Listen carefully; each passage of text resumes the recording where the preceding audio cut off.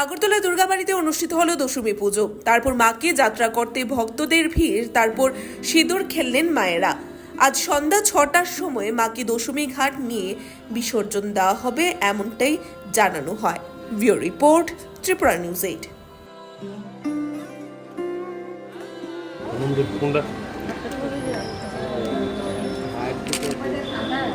একদম পুরো শেষ হয়ে গেছে।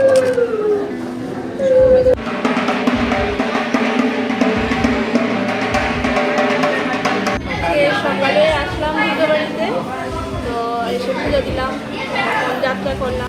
সকালবেলা মাকে আগ্রহের জন্য মন্দিরে এলাম। তারপরে আজ মার বিজয়া দশমী।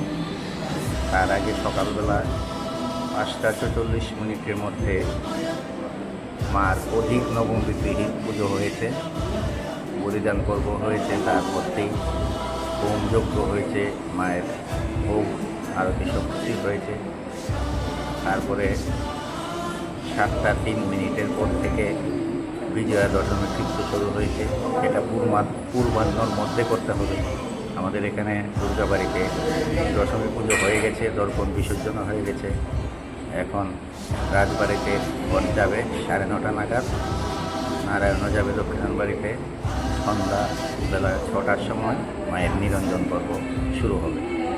কিন্তু যাত্রা যারা সাধারণ পাবলিক তাদের কটা থেকে যাত্রা শুরু করবে? 10টা থেকে মায়ের ঘট এখানে রাজবাড়িতে চলে গেলে সাধারণ পাবলিক মায়ের যাত্রা শুরু করবে।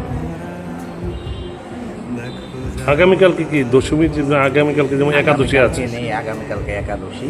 তার জন্য আমাদের দশমী পুজো আজকে হয়ে গেছে। শেষ রাত্রির মধ্যে দশমী ছেড়ে দেবে, যেহেতু প্রভাতের দশমী পায়নি, তার জন্য আজকের মধ্যেই দশমী পুজো সম্পূর্ণ হয়ে গেছে।